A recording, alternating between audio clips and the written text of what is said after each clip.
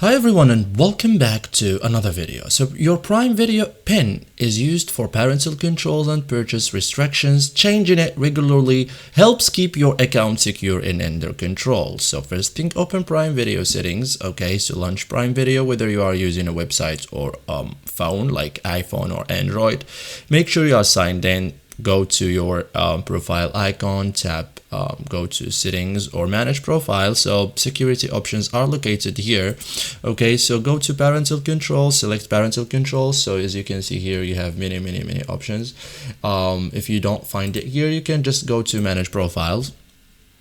Okay, choose the profile you want to manage, like tap here edit profile, tap the profile you want to manage. So if you have one account, you can just choose it. If you have many accounts or multiple accounts, choose the account you want to edit or to do this thing in it. So as you can see here, find change Prime Video PIN, or click or tap it, like you will be promoted for verification. So tap just this. So you should have already had a PIN to change it. Okay, so from here you just create a code or a PIN, and then you will find change to change it. Okay, so enter current, so you will have to enter current PIN or password, and then enter your existing I mean the new one.